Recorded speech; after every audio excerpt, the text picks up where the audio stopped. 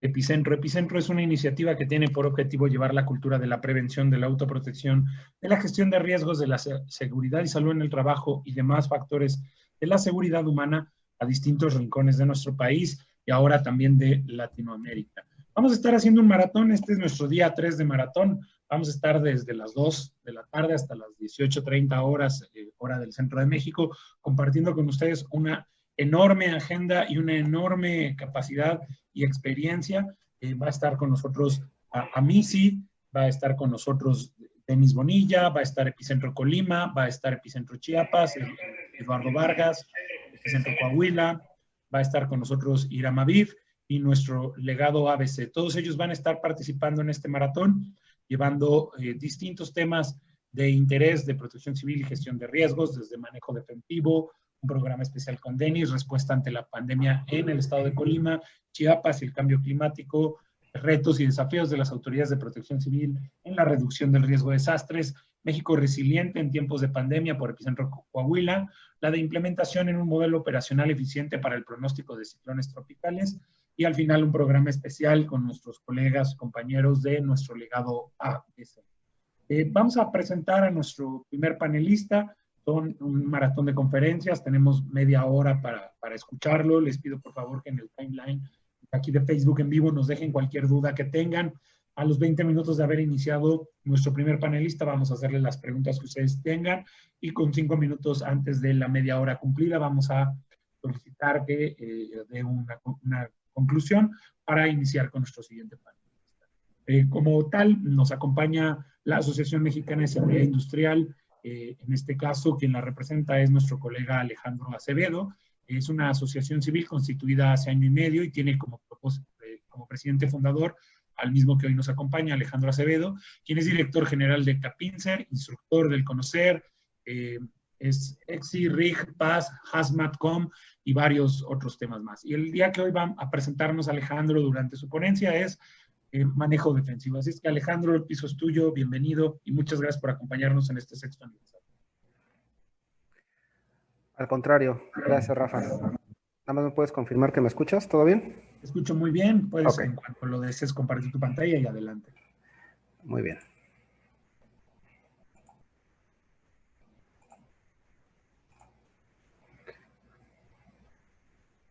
Ahí está, compartida mi pantalla. Está. Perfecto, se ve muy bien. Muy bien, gracias. Bueno, el tema que quiero traerles el día de hoy es precisamente manejo defensivo. A mí se me hace un eslabón muy interesante entre la seguridad industrial y la protección civil. Es un tema que realmente necesita la atención que se merece, ya que si hablamos de causas de mortandad en el mundo, ¿por qué la gente muere en el mundo, laboralmente hablando? Nos vamos a topar con que los accidentes vehiculares son la primera causa de muerte laboral en el mundo. La gente muere en el mundo atrás de un volante. Primera causa de muerte en el mundo, laboralmente hablando. Segunda, caídas y resbalones, principalmente por falta de orden y limpieza. Y tercera causa de muerte en el mundo, el estrés. Ya sabemos, y en unos par de meses va a entrar una segunda fase de la etapa de la norma 035 de factores de riesgo psicosociales. La parte del estrés está focalizada y se está tratando de controlar con entornos organizacionales favorables, pero manejo sigue estando en el número 1 a nivel mundial y tiene su razón de ser. Y esto es porque el mundo aprende a manejar por herencia. Si nosotros hablamos del curso que tú me digas o el tema que tú me digas de alturas, espacios confinados, trabajos en caliente, maniobras e izajes, todos son llamados trabajos de alto riesgo y todos requieren una capacitación y todos requieren un permiso y requieren un procedimiento. Cuando hablamos de procedimientos de trabajo, que son los pasos a seguir para llegar a un objetivo, pues resulta que el manejar también requiere de un procedimiento. ¿Y por qué la gente muere a través de un volante? Precisamente porque desconocen ese procedimiento seguro de manejar. En las próximas diapositivas vamos a dar un bosquejo de qué temas se ven cuando uno tiene que manejar a la defensiva o tiene que conocer cuando uno debe manejar a la defensiva, que es todo un concepto. Este tipo de prácticas obviamente tienen que partir de las personas que ya manejan. No puedes tomar manejo defensivo si no sabes conducir un vehículo. Y lo comenté hace un momento y lo vuelvo a repetir. El mundo aprende a manejar por herencia. Si tú le preguntas, o tú te preguntas cómo aprendiste, le preguntas a tu tío, le preguntas a tu papá, le preguntas a tu mejor amigo, le preguntas a tu pareja, pues normalmente alguien nos enseñó a manejar. Y es un problema a nivel mundial. Nadie te garantiza que lo que tú sabes hacer detrás de un volante, pues realmente sea lo, pues sea lo correcto, hablando de técnicas de manejo. Aquí tengo algunas estadísticas de la Organización Mundial de la Salud. Es un estudio que se hizo en el 2004 y prospectado hasta el 2030, por lo cual todavía estamos dentro de, donde dice que por qué la gente muere en general.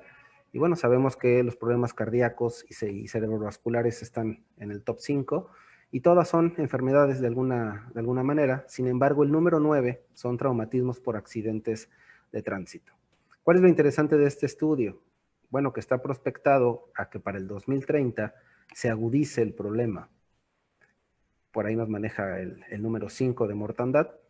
Eso quiere decir que las autoridades no van a hacer mucho al respecto y eso tiene una razón de ser. La razón de ser es que esto es una economía muy redituable. El vender coches, el reparar coches. Tengo un conocido que trabaja en la industria automotriz, en agencias de autos, y me dice que de las principales ganancias que tiene una automotriz no es por la venta de autos, sino por la reparación de autos. La pintura que más se vende en el mundo es la pintura de repintado automotriz. Y así podemos seguir hablando de estadísticas, la cual nos indica el gran dinero que esto deja para bien y para mal.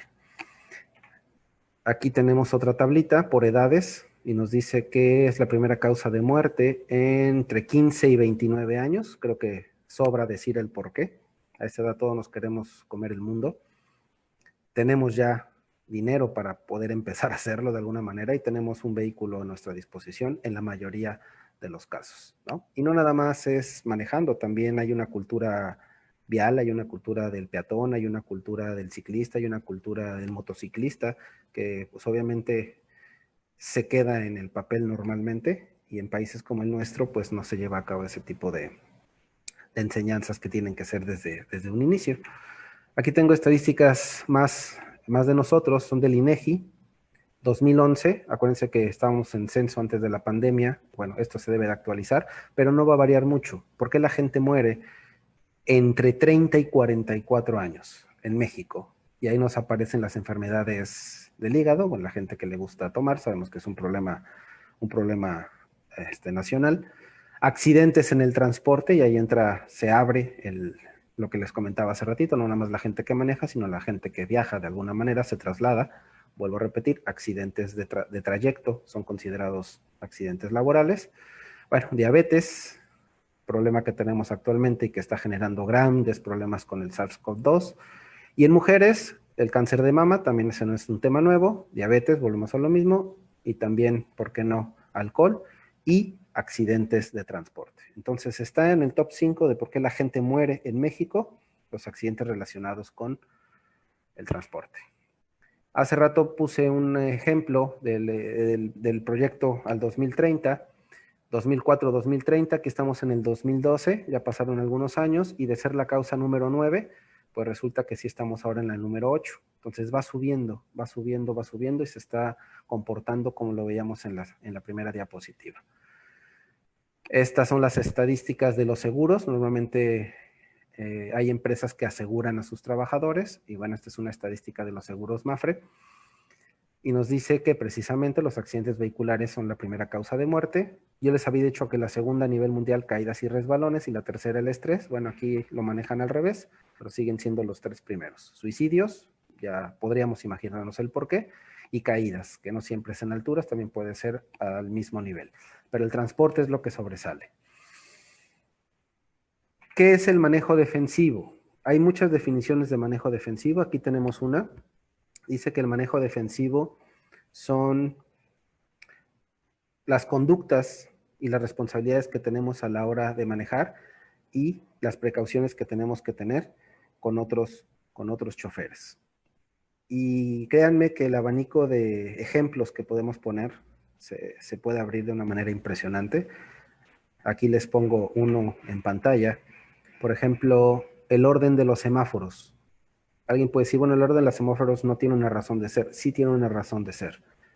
La configuración del semáforo, no importa en qué país del mundo estés, tiene que ser de izquierda a derecha, rojo, ámbar, verde. Ese tiene que ser una configuración, es una configuración internacional. Sin embargo, nos topamos con que hay semáforos que el verde lo tienen del lado izquierdo y la gente que está sana no se percata y no le da importancia. El problema sería para un daltónico que no ve colores, pero sí ve tonos. Entonces ya desde ahí hablamos de una falta de seriedad para ciertos puntos relacionados con la vialidad. ¿Sí? Cuando tú te encuentras un semáforo mal configurado, bueno, te das cuenta que el que lo instaló no tiene la más remota idea de lo que está haciendo, el que supervisó, pues tampoco. Aquí el problema lo paga literalmente el usuario final. Una persona con daltonismo tiene una discapacidad visual, sí le pueden dar una licencia con restricciones. Acuérdense que las licencias llevan restricciones, pero bueno, ellos le apuestan a que la configuración de los semáforos pues debe de ser como lo dicta el Reglamento Internacional de Manejo, porque así lo indica ese documento. Bueno, tema fundamental, los cinturones de seguridad. Si hablamos de riesgos, el riesgo de sufrir un accidente es altísimo a la hora de manejar.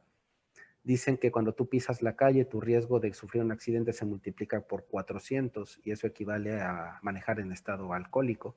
Nada más el riesgo de sufrir un accidente estando en la calle. Bueno, si nosotros hiciéramos un análisis de riesgo, la actividad de manejo sería precisamente de alto riesgo y eso nos traería controles operacionales.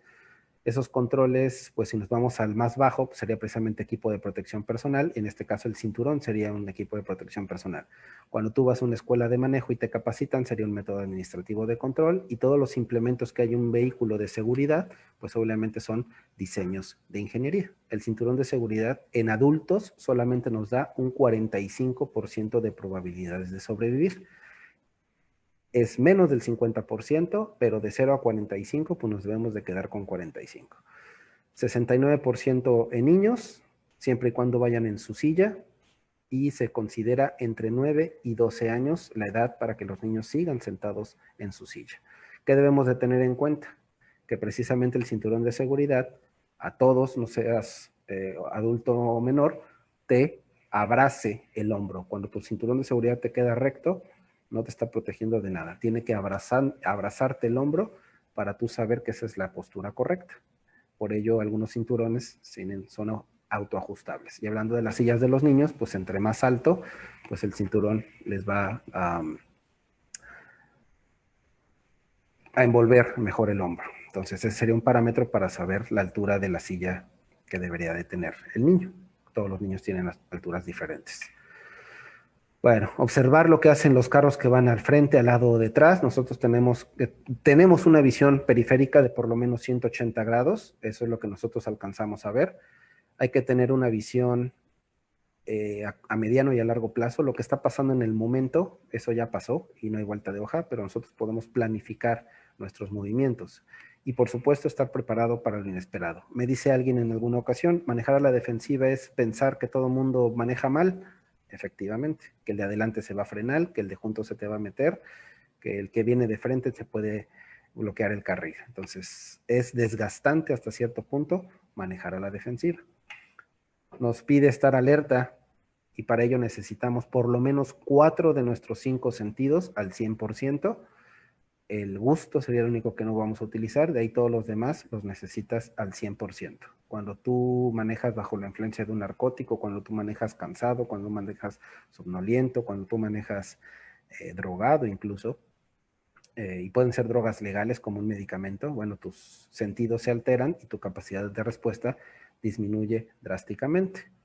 Dentro del manejo defensivo hay que tomar en cuenta, por ejemplo, la nomenclatura de los neumáticos. Los neumáticos son el primer contacto que tenemos entre el suelo y el vehículo y la gente no le pone la atención que requiere. Y solamente mencionamos rápido un dato.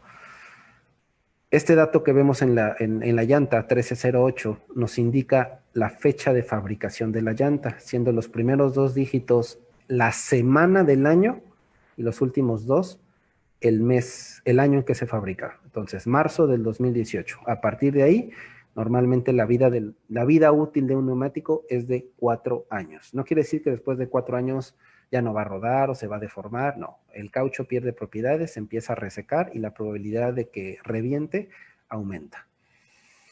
Cuando vemos llantas o pedazos de llanta en la carretera, bueno, normalmente fueron llantas caducas o defecto de fábrica. Y no nada más ese dato es importante de las llantas, tenemos otros datos como la presión de inflado, la temperatura, la capacidad de carga. Hablamos de la fecha de fabricación, nada más de un dato, son 8 datos, el rango de velocidad, son 8 datos que nosotros tenemos que tener pendientes del neumático. Normalmente nos quedamos con el tamaño del mismo y ese es un solo dato. Hay 8 datos que debemos de tomar en cuenta. Bueno, otra cosa interesante es el uso de los espejos para evitar el punto ciego. Hablamos de que tenemos una visión periférica de 180 grados. Bueno, y hacia atrás, ¿cómo vamos a ver? Bueno, a través de los espejos laterales y nuestro retrovisor. Cuando tú no utilizas tus espejos laterales, pues tu punto ciego es realmente grande. Cuando tú empiezas a acomodar tus espejos como te dijo tu papá, bueno, entonces tu punto ciego lo haces más pequeño. De hecho, ahí lo dice, posición normal. Pero cuando tú abres tus espejos de tal manera que no puedas ver nada de tu coche más que el camino, entonces ya estás manejando a la defensiva. El punto ciego sigue existiendo. Hay técnicas para matar ese punto ciego, técnicas administrativas que hay que tomar, pero el punto ciego permanece, simplemente se dividió. Entonces esa es otra razón para aprender a manejar a la defensiva. Los choques frontales son asesinos. Recordemos la sumatoria de fuerzas. Yo voy a 100, el otro viene a 100, el golpe equivale a 200 kilómetros por hora. Normalmente son asesinos. No importa que traigas tu cinturón de seguridad. Todo lo que va dentro de un vehículo viaja a la velocidad de impacto y multiplica su peso por un factor que es 56. ¿Eso qué quiere decir? Que cualquier objeto que tú traigas suelto se va a multiplicar su peso por 56. Por ejemplo, este litro de agua se volvería un bulto de cemento a la hora de un choque. En cuanto a peso, en cuanto a velocidad, va a ser la sumatoria de fuerzas. Por eso dicen que normalmente los choques asesinos son mortales. Hay que tratar de evitarlos. Para ello el manejo defensivo nos dice que tenemos que dar un volantazo a la derecha. Invariablemente tiene que ser a la derecha. Si tú lo das a la izquierda, corres el riesgo de que la persona que invadió tu carril, pues trate de regresar al mismo y el accidente suceda en el centro. Entonces siempre a la derecha, siempre a la derecha. Entonces tenemos que ir entendiendo qué tenemos a la derecha. Otra regla del manejo defensivo es la distancia de seguimiento. La distancia, cuando hablas de manejo, no se mide en metros, se mide en segundos, porque el tiempo es lo único que se mantiene relativo. La velocidad es variable de los vehículos. Entonces hay que tener una distancia de seguimiento de por lo menos 3 segundos y agregar un segundo adicional por cada situación adversa que nosotros veamos en el mismo. Bueno, ya platicamos que tenemos visiones. La periférica, no obtenemos el control al 100%, sin embargo, tenemos esa visión y llega a ser hasta de 180 grados, y la visión central es donde nosotros nos vamos a enfocar. Manejar a la defensiva requiere concentración absoluta. Los buenos conductores solo manejan. Si tú fumas, si tú cantas, si tú bebes, sea agua, sea licor, sea un café, lo que sea, te distraes. Si tú platicas con el compañero, te distraes. Si tú hablas por el teléfono, te distraes. Y hablando de distracciones y de tiempo, un ejemplo muy sencillo, a 100 kilómetros por hora, un segundo de distracción equivale a 27.7 metros. Eso es lo que recorremos cuando nosotros nos distraemos, un segundo a 100 kilómetros por hora. Bueno, mantener siempre los ojos en movimiento, eso para evitar la visión fija. Observar los retrovisores cada 5 a 8 segundos. Acuérdense que las condiciones siempre van a cambiar. De repente te sientes solo en el camino, observas el retrovisor, no viene nadie, pasa X tiempo, vuelves a ver el retrovisor y ya tienes un camión atrás de ti, ¿no? Entonces, las condiciones siempre van a cambiar. Hay que cerciorarnos de que otros nos vean y para ello vamos a utilizar nuestras luces. Hay luces de emergencia que son las mal llamadas intermitentes, se llaman luces de emergencia. Tenemos luces direccionales para dar la vuelta o incorporarnos. Y las luces de día Se le llama a las luces que usamos normalmente en la noche, pero ahora hay que tenerlas prendidas de día.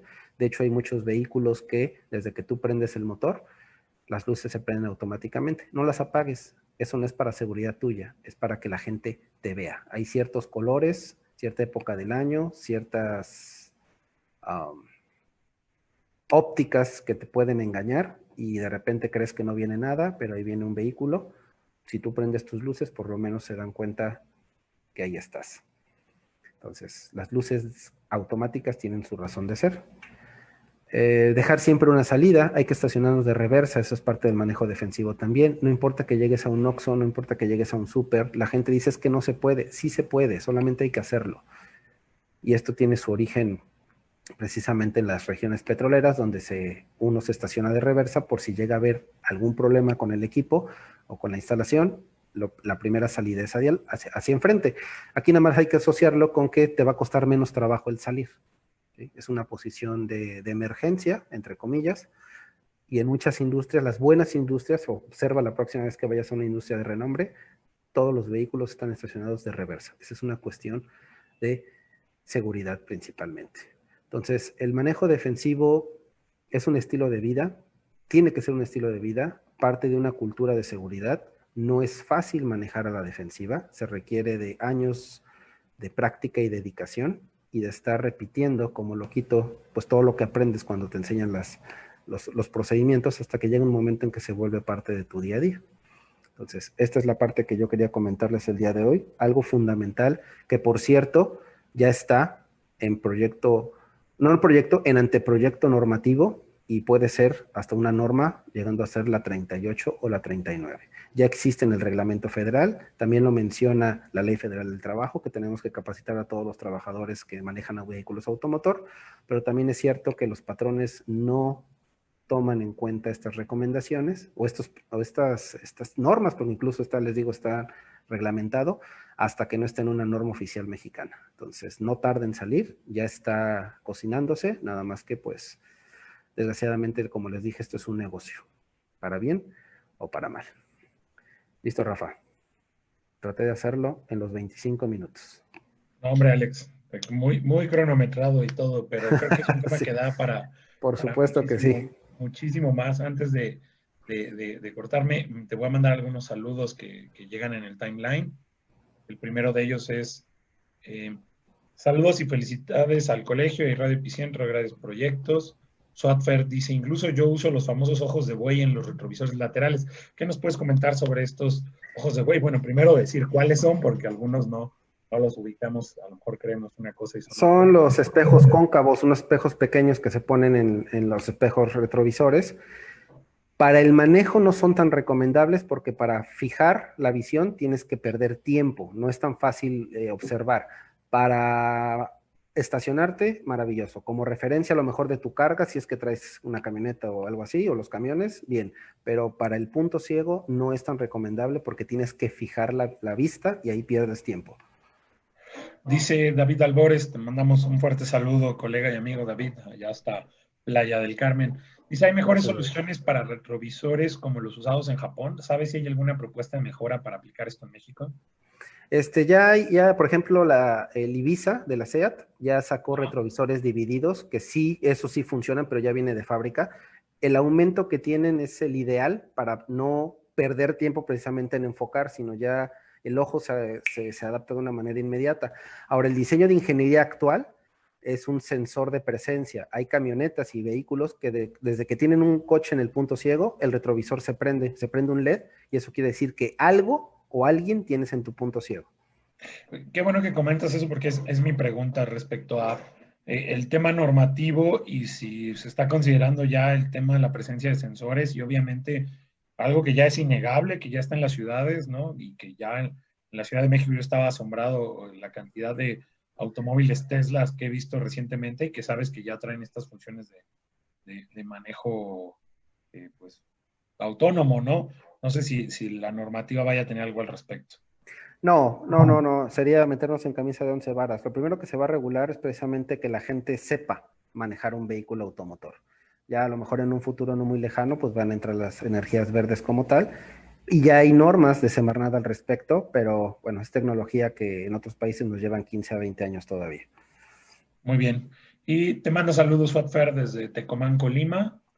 También Gracias, quería igualmente. preguntarte por algo, en lo relativo igual, si conoces ya a lo mejor lo que se esté planteando para esta norma, pero creo que mucho del personal asalariado que maneja constantemente, por lo menos en entorno urbano, lo hace a través de motocicletas y es un factor de riesgo también muy, muy considerable. No sé si al respecto hay alineamientos o normas o a dónde podemos conseguir a lo mejor alguna norma de referencia de algún otro país latino que nos pueda servir de referencia por la similitud de condiciones a la hora de manejar. Claro, latino es muy complicado. Lo que vas a encontrar, hablando del habla hispana, va a ser español, pero van a ser recomendaciones. Finalmente, no hay una cultura, y ese es mundial, respecto al motociclismo. Y es un mercado, si lo hablamos en términos económicos, es un mercado muy importante porque muchos colaboradores, como tú lo mencionas, se mueven en motocicletas.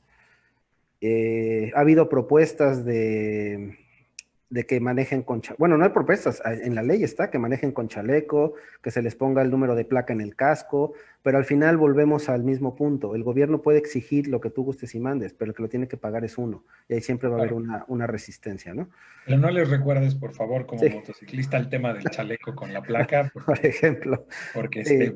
ahorita te cerramos periférico. No, Pero hombre, si nos vamos al origen, pues el chaleco realmente no va a ser que yo maneje mejor, va a ser que me vean y me proteja que me proteja el conductor, pero bueno, híjole, ¿qué te puedo decir? La gente que maneja motocicleta en la Ciudad de México, pues lo hace precisamente por la facilidad de meterse entre los coches, ya desde ahí estamos mal. Entonces, culturalmente tenemos un gran problema. Yo creo que tenemos que empezar primero con los vehículos y después con las motos, pero ahí sí va a ser un tema muy complicado, muy complicado. Jan Flor dice, felicidades a todos, excelente presentación. Hay una iniciativa de la que formo parte y se llama Estrategia Misión Cero. Este proyecto que busca reducir los accidentes viales a cero, creo que debemos sumarnos a las estrategias que existen en términos de educación vial como unidad de voluntarios de protección civil, Luis Potosí en general. Muy Diane, bien, la pues me revisión. pueden contactar a través de la página de Amisi. Este taller yo lo regalo, Rafa, a quien me Ok, lo pida. ok. Simplemente pues necesito gente, que es lo que normalmente no me quieren dar. He recorrido universidades como no tienes idea y la respuesta principal es no tenemos tiempo para eso. Claro, me voy a universidades privadas donde los alumnos tienen vehículos, o sea, un mercado Claro. más específico, pero sin cobrar un peso.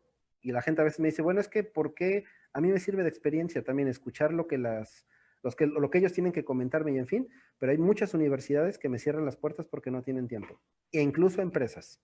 Oye, bueno, por andar, aparte, ¿qué necesitas? Aparte que haya obviamente vehículos, un estacionamiento grande, Si quieren práctica, si necesitamos un vehículo, por lo menos de 5 pasajeros, y se le dedica aproximadamente 15 minutos por persona. Entonces, en términos de tiempo, ya no es un curso de un día, se tiene que ir a 2 por la cuestión de la práctica, pero sí se ¿eh? puede. La empresa Vamos que más a, se lo pide en México es el Instituto Mexicano del Petróleo, ya que Pemex es un requisito para entrar a sus instalaciones. excelente.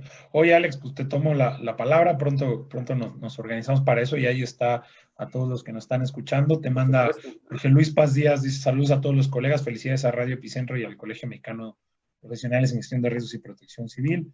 Y dice Suatfer, de antemano se tiene problema con el uso del casco en provincia, como es en mi localidad. Sí, exacto, en muchos Y seguimos lugares. batallando con el cinturón de seguridad. Ahorita ya podemos casi firmar que todos los que manejan se lo ponen.